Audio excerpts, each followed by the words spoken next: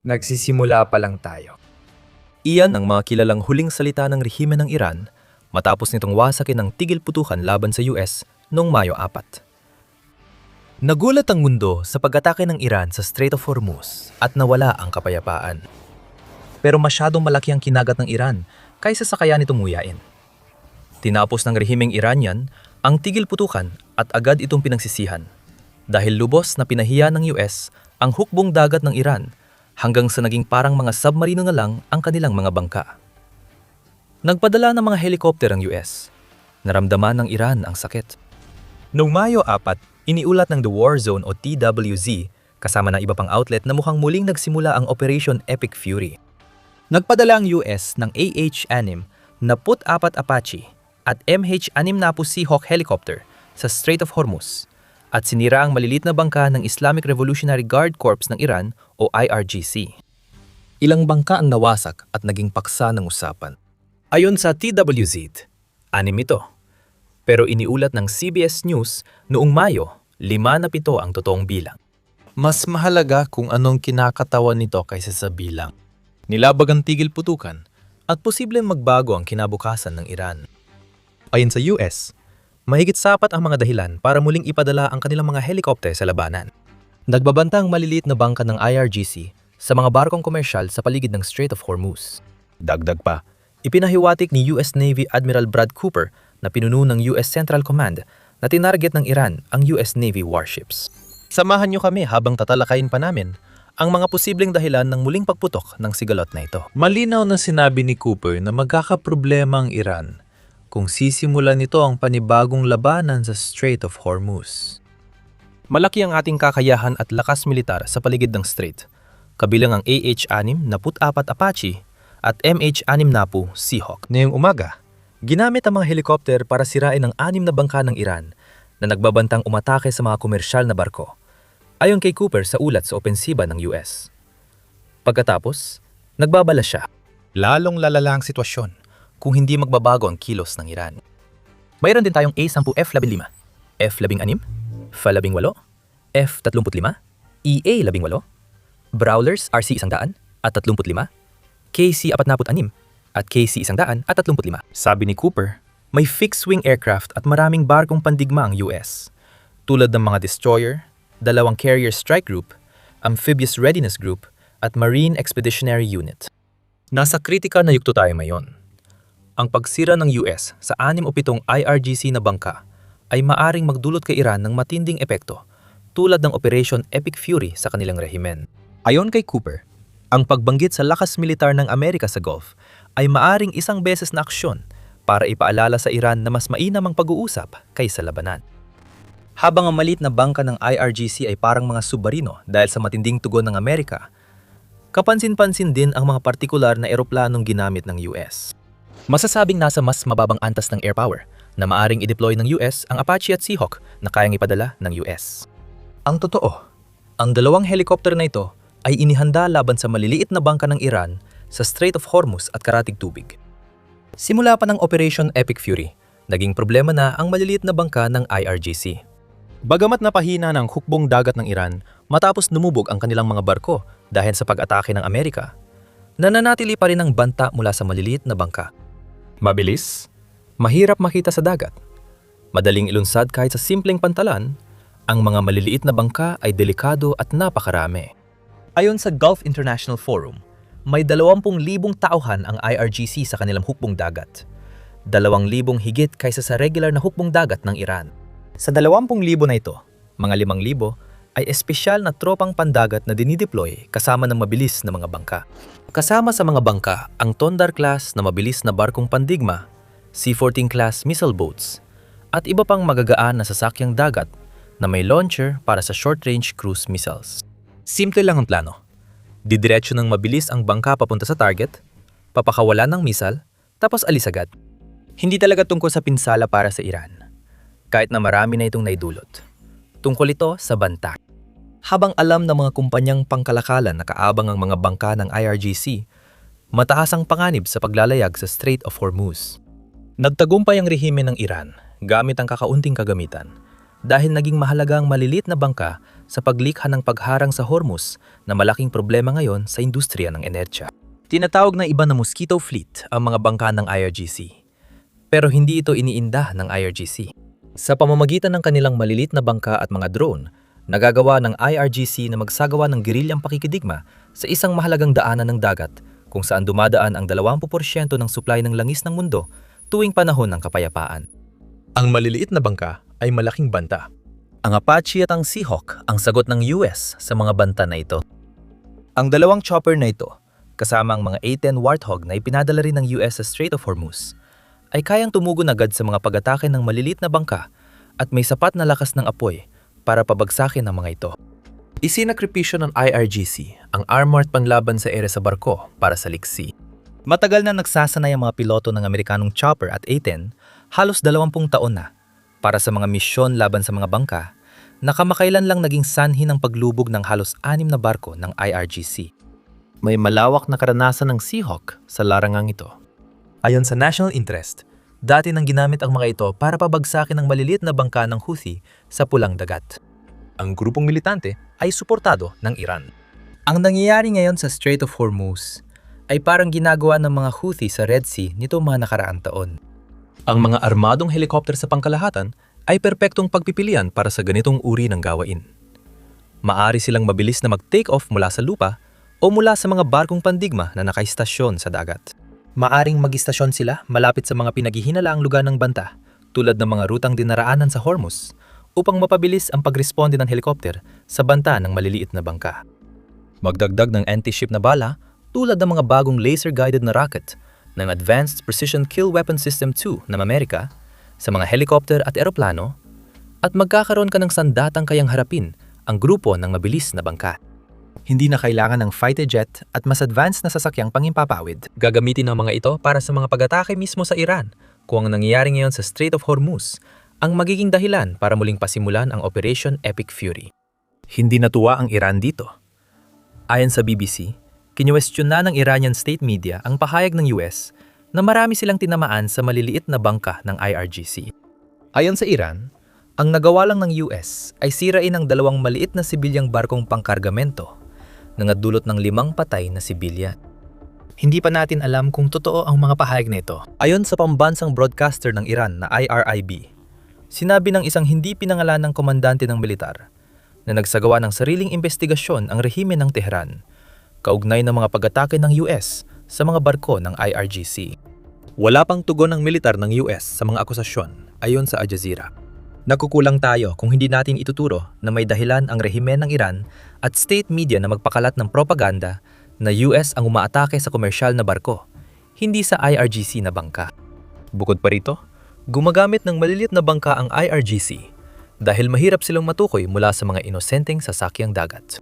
Lahat ito ay tungkol sa plausible deniability at maaring sinusubukan ng Iran na palabasin ang pagkawala ng ilan sa kanilang mga tagaharang sa Hormuz ay ibang bagay kaysa sa totoong nangyari.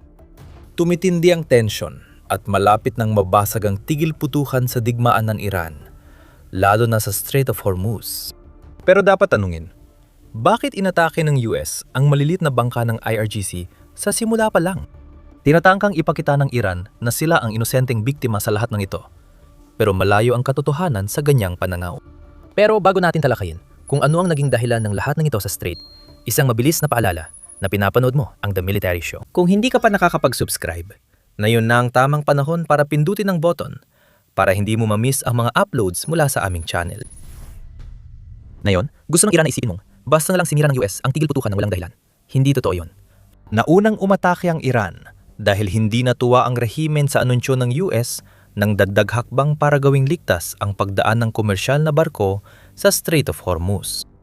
Noong Mayo 3 inianunsyo ni Pangulong Donald Trump sa Truth Social kung ano ang gagawin ng US laban sa blockade sa Hormuz.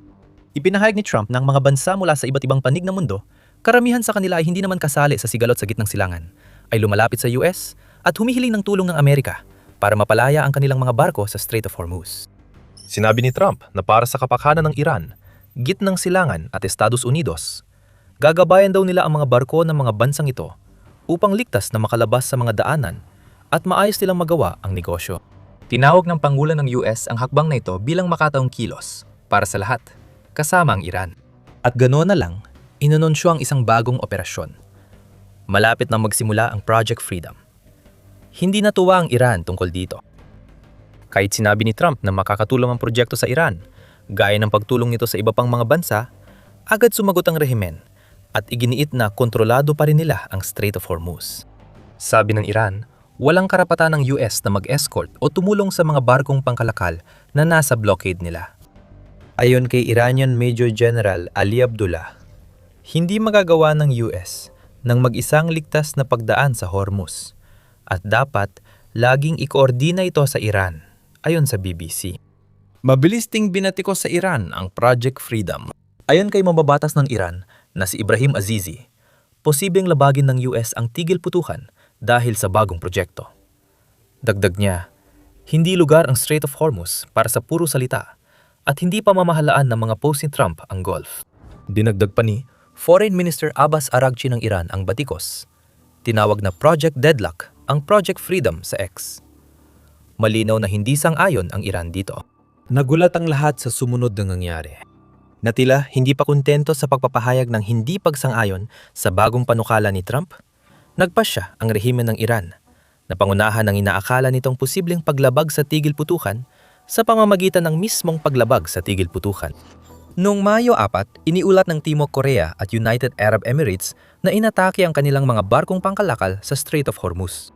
Iniulat ng UAE na inatake ng Iran ang pantalan ng langis sa Fujairah na nagdulot ng sunog. Klaro na ngayon kung bakit tinatarget ng American Apache at Seahawk ang malilit na bangka ng IRGC. Hindi lang ito simpleng warning shot para pilitin ng Iran na matras sa galit nito sa Project Freedom. Ito ay tugon at paghihiganti ng US para ipakita sa Iran na agad silang re-respond sa anumang atake ng IRGC sa Strait of Hormuz. Palulubugin agad sa dagat ang mga bangka bago makapinsala. Ngayon, ang mundo ay nasa alanganin. Magkakaroon ba ng labanan o pansamantalang aberya lang ito sa daan sa kapayapaan? Ipinapakita ng tugon ng Amerika sa agresyon ng rehimen ng Iran na magpapatuloy ang Project Freedom. Tulad ng nakita natin sa mga komento ni Cooper, sa halip na matras, muling iginiit ng US na meron na itong malawak na presensya ng militar sa Gulpo, kabilang ang mga helicopter na ginagamit na nila, mga fighter jet at mga barkong pandigma. Gayunpaman, umilag magbigay ng detalye ang US tungkol sa eksaktong ginagawa ng Project Freedom matapos ang mga pag-atake ng Iran at paunang tugon ng Amerika. Nang tanungin kung pinoprotektahan ng US ang mga pantalan sa UAE sa Project Freedom, sabi ni Cooper, ayaw kong ibigay ang detalye kung anong pinoprotektahan namin at kung anong hindi. Ayaw kong ilantad ang barahan namin dyan. Mas mainam tanungin ng UAE tungkol sa pag-atake sa Fajira. Kaya wala masyadong lumalabas na impormasyon mula sa mga mataas na opisyal ng militar ng US. Gayunpaman, maaring nagbigay si Trump ng ilang palatandaan kung saan niya nakikita patungo ang Project Freedom.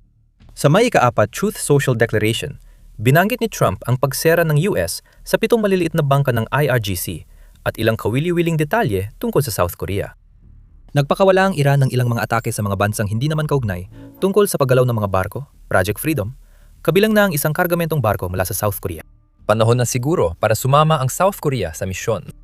Ito ay isang kawili-wiling komento. Bagamat maari lamang tayo maghinuha sa puntong ito, ipinapahiwatig nito na maaring nais ng US na pamunuan ng isang multinasyonal na misyon sa Strait of Hormuz. Sa halip na akuin lamang nila ang buong responsibilidad sa pagtiyak ng kaligtasan ng mga komersyal na barko sa daan ng tubig. Posible bang nasasaksihan na natin ang simula ng isang alyansa para muling buksan ng Hormuz? Hindi pa tiyak yan. At ayon sa Independent, noong Mayo 5, nire-review ng South Korea ang pagsali sa Project Freedom. Gayunpaman, nabawasan ang sigla nito dahil iniimbestigahan pa ng South Korea ang sanhi ng sunog sa kargamentong barko na umano'y tinamaan ng IRGC. At hindi pa nila opisyal na kinukumpirma kung dulot ito ng panlabas na salik. Katulad ng dati sa sigalot sa Gulpo, hindi natin alam ang susunod na mangyayari. Pareho rin ang sitwasyon ng tigil putukan tulad ng Project Freedom.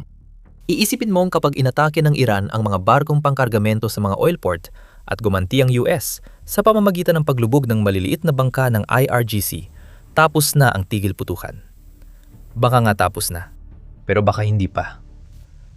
Ayon sa CNN noong Mayo 5, nagbabala si Trump na mawawala ang mga puwersa ng Iran kung tatargetin nila ang US ships sa Gulf.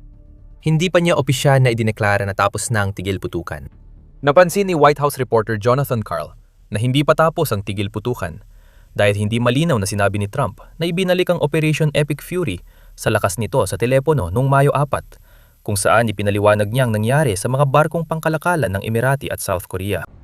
Medyo mailap din, pero yan talagang aasahan mo kapag dalawang bansa ang nagtatangkang mag-usap para sa kapayapaan habang sabay na nagbabanta sa isa't isa. Pagdating sa sigalot na kinasasangkutan ng Iran, ano lang talagang alam natin? Alam nating may mga US destroyers sa Strait of Hormuz. Kumpirmado ng CENTCOM noong Mayo 4 na ang mga US Navy guided missile destroyer ay nasa Arabian Gulf matapos dumaan sa Strait of Hormuz bilang suporta sa Project Freedom. Ayon sa pahayag, dalawang US merchant vessel ang matagumpay na tumawid sa Hormuz sa ilalim ng Project Freedom.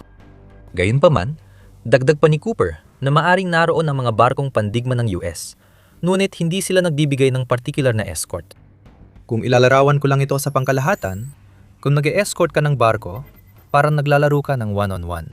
Sa tingin ko, mas maganda ang ating ayos ng depensa prosesong ito, kung saan meron tayong maraming antas na kinabibilangan ng mga barko, helicopter, eroplano, airborne early warning, at electronic warfare. Mas malawak ang depensa natin kaysa kapag nag-escort ka lang. Nadadagdagan nito ang ating kaalaman sa pagbuo ng Project Freedom. Hindi lang barkong pandigma ng US ang haharap sa IRGC, kundi pati eroplano at helicopter ng mga ito, gaya ng natuklasan ng mga kapitan ng maliliit na bangka ng IRGC. Nagbabala si Trump habang tila muling pinapalakas ng US ang puwersang militar sa Gulpo. Wala silang hukbong dagat, wala silang hukbong himpapawid, wala silang kagamitang panlaban sa eroplano, wala silang radar, wala silang kahit ano, wala talaga silang mga pinuno. Wala na rin ang mga pinuno ani Trump tungkol sa Iran noong Mayo 4. Isa itong hindi gaanong banayad na paalala sa Iran na winasak ng US ang militar ng bansa sa nakalipas na ilang buwan. Ipinagmamalaki ni Trump sa Fox News na mas marami at mas dekalidad na armas at bala ngayon ang US kaysa dati. Hindi malinaw kung ikinukumpara ni Trump ang kasalukuyang militar ng US sa dati o sinasabi niyang mas maraming kagamitan ang ipinadala sa Gulpo. Sa alinmang kaso, isa na naman itong banta. Umatras na kayo ngayon, Iran, o ang pagkawasak ng kalahating dose ng malilit na bangka at ang pagharang ng mga cruise missile ng mga puwersang Amerikano ay simula pa lang. Mukhang kinokonsulta ng US ang Israel tungkol sa susunod nilang hakbang. Sabi ng Israel High Arm, 3 source na pamilyar sa usapin ang nagkumpirma na may konsultasyon ang dalawang bansa kung paano tutugon at tutulungan ang tapat nilang kaalyado na tila UAE. Pinag-uusapan daw ang mga opsyon tulad ng pag-atake sa mga launcher ng Iran, iba pang target militar sa Strait of Hormuz, at posibleng pag-atake sa pasilidad ng enerhiya ng Iran bilang tugon sa pag-atake ng Iran sa Fujairah. Nagbigay na ng babala ang Iran na ginamit natin sa simula ng video. Nagsisimula pa lang tayo. Gumamit si Araghchi ng mas diplomatikong paraan.